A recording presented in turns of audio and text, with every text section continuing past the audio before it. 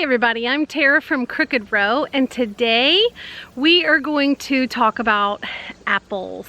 So right now is the season for early apples, and we actually, if you follow our channel at all, you'll know that we had almost all of our apple trees girded by a squirrel. And if you don't know what girding is, it's where the squirrel will go and chew all the way around the tree, the sapling that we had planted. And even though we actually had some guards on it, we needed better guards, I should probably say. But even though we had those on there, on some of them they would just climb right up the protective things that we had and just chew it at the top of the trunk. So we have this year decided not to replace those yet. We are going to, but because of that, we do love apples and we love all the things that you can make from apples. So we decided to go to a local orchard here, and I will tell you that we were kind of disappointed because after we had already picked, and they were beautiful apples, oh my goodness, and it had rained right before we went in. So everything was just like, had like little dots of moisture all over it. It was so beautiful. But we went and picked as a family, and we picked our apples. We had so much fun. It was such a pretty day, even though it was really humid. And we get inside to go and pay for it, and I had already asked if they were an organic farm, and she said they were not certified organic. But what that meant was, as I started questioning her after we'd already paid, was that they actually used Roundup around their trees, and then they use a fungicide around it. So we were kind of disappointed with that because, as you know, we try to be organic, but we did get 63 pounds or 65 pounds, somewhere in there, of apples, and now I'm going to show you what we're going to do with them. So let's go. So I was given this for my birthday from my aunt, and you utilize this. Like, I have apples in here. The great thing about this, I have seen tons of aprons like this before, but the awesome thing about this one is that it's like a backpack and it goes around your waist. So as this starts to fill, it doesn't just have one stress point, there's two. So it's called Grace and August. Watch this. Now that's how you get your apples out. Cool, huh?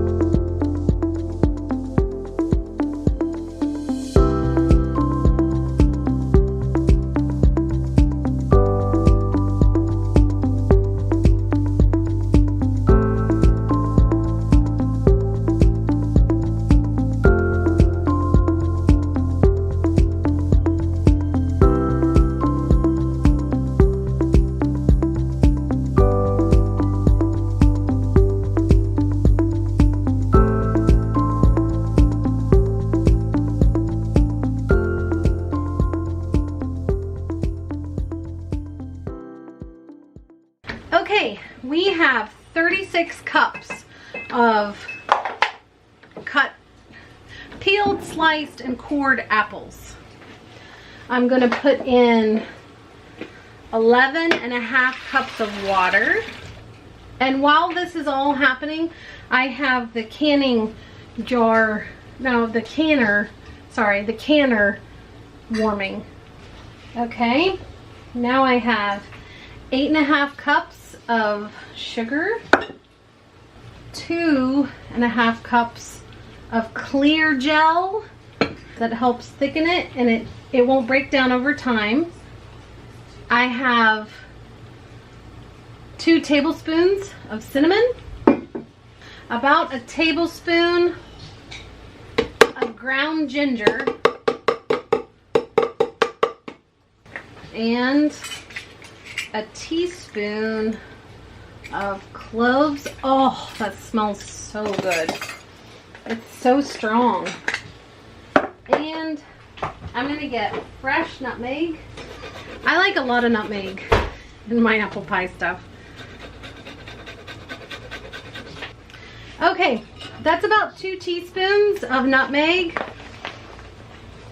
If you want it spicier, add more. But this is just a general recipe. And now I'm gonna mix it.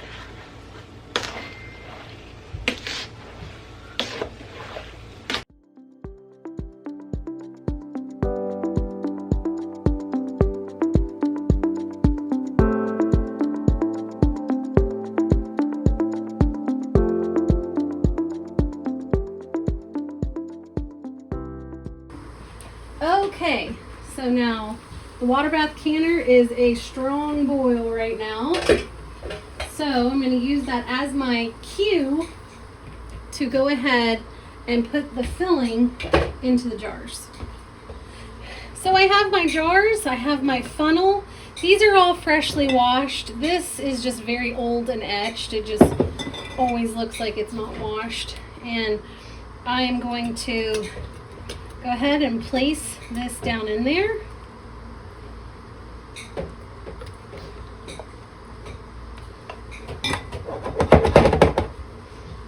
I might have to move.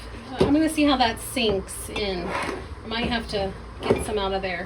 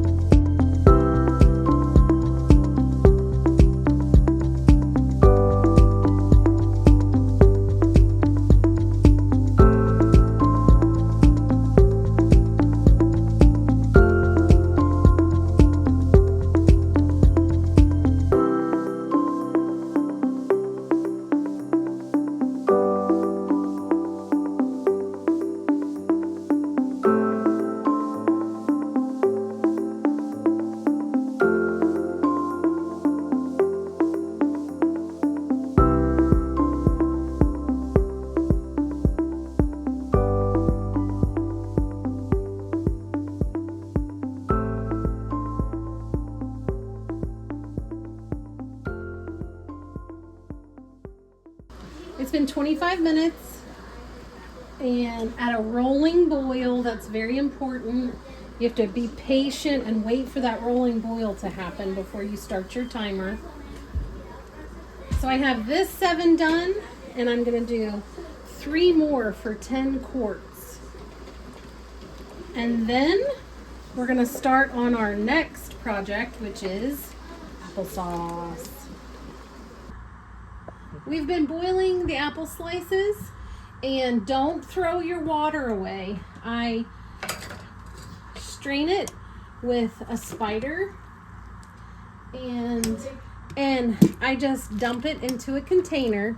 Now I have a Foley mill, but it's broken. I don't know how it got broken. So we have pulled up our homesteading britches, and we are improvising, and I am using my KitchenAid grinder. It actually does a really good job. It's just a little tedious. Now, this water that is in here is really juice, and so I'm going to utilize every bit of this. I'm also have saved all of the peelings and cores, and I'm going to boil those down in this water. And this is all the goodness that I'm going to use to make syrup later. But right now, we're going to make applesauce so that I can make apple butter. And the KitchenAid hopper is here. And if you look, it comes out here. It's done a great job. I actually already have a 7-quart slow cooker going with applesauce in it and apple butter. But for you guys, I'm going to do a smaller one. But first we got to get the applesauce. So you just turn on the KitchenAid. I turn on to about 5. And then I use this plunger to put it down into the tube, and it just comes out the front, like so.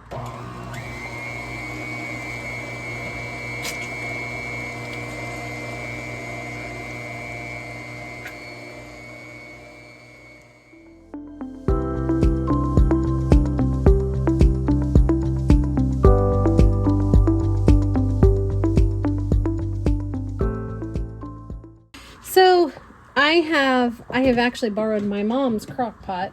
You can see that it's gotten tons of use. We are cookers in our family. And I'm going to fill that with the applesauce. This is about a 5-quart, and I'm just going to fill it up to like an inch within the top. Okay, so the next thing I need, in my 7-quart, I did 5 quarts of applesauce and 2 cups of sugar. So in this one, if this is 3 quarts of applesauce, I'll do 1 cup of sugar.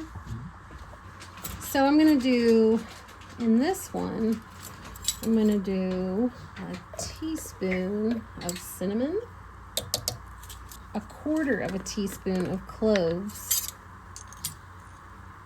and I'll do 1/4 teaspoon of allspice. And I'm going to mix that up. That is good and mixed in. So I try to keep a little bit of a crack in the lid for air to escape. And then I'm going to set this on low, and this is going to go overnight. While I'm awake, I'll come in and stir it from time to time, but tomorrow morning I will show you what this looks like. And also, the rest of your applesauce keep, because about halfway through this cooking process, we're going to add more of this raw applesauce to the apple butter. So stay tuned. Okay, it is the next morning, and this has successfully gone down by at least half. So I'm going to, it is reduced by half. It's a pretty brown color.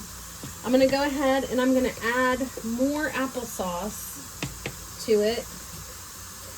And I currently do not have more granulated sugar. So I am going to put in brown sugar.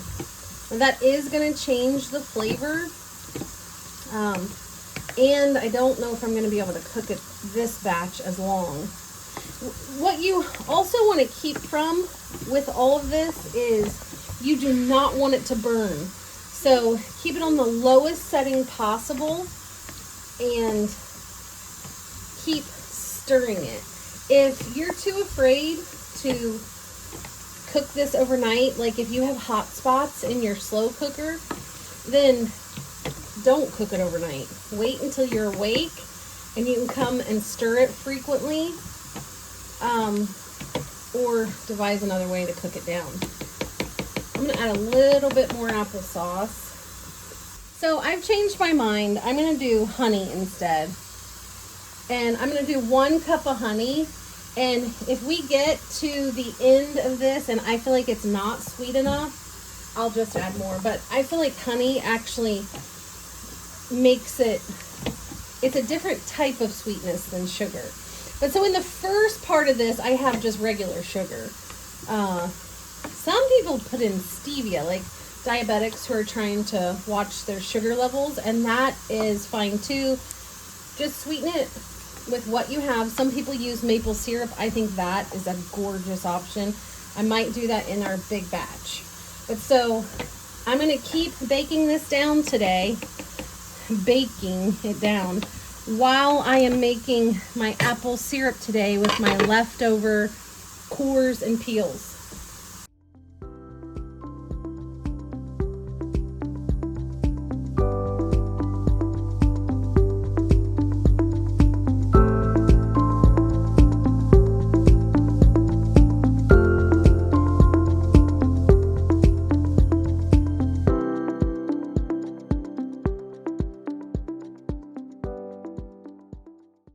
Okay, so we have our juice, and I'm just going to start measuring this out. I'm going to do 4-cup increments. I'm going to put it through a sieve in this empty container over here. There's 4.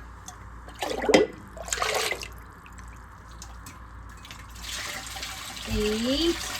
So the reason why that's so important to do is because, so this was 43 cups of sugar.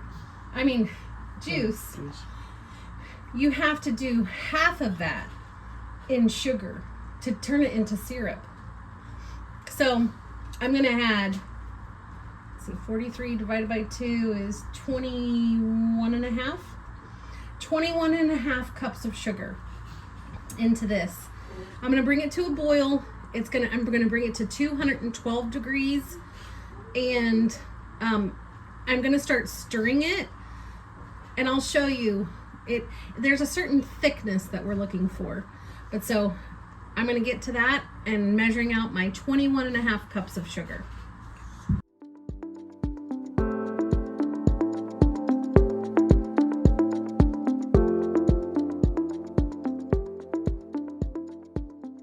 So if you don't want cloudy syrup, do not do what I am doing. Here is a half a tablespoon of cloves, powdered cloves or ground cloves. That's going to make it cloudy. But cloves were $8 for 1 ounce. I was not about to spend that. Sorry. I'm going to put in, here's about 3/4 of a tablespoon. I'm actually going to put in 2 tablespoons of cinnamon. Stir it and bring this to a boil. Okay, so this is pretty much ready. It's very, very brown. I've turned off the heat. Looks good. You could totally can this like this, if you can see that consistency. But a lot of people like their apple butter super smooth. So I'm going to take my, some people call it a blender stick, an emulsifier, and I'm just going to make it smooth.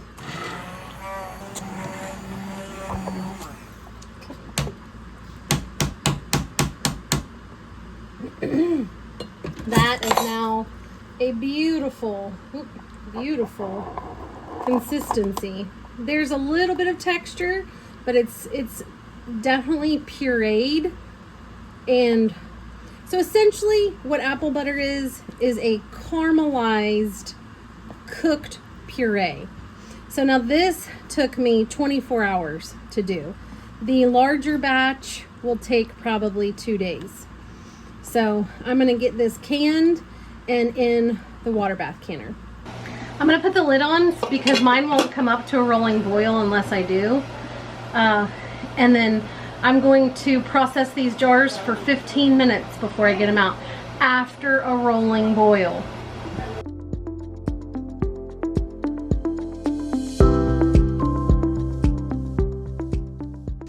Well, there you have it, guys. We have produced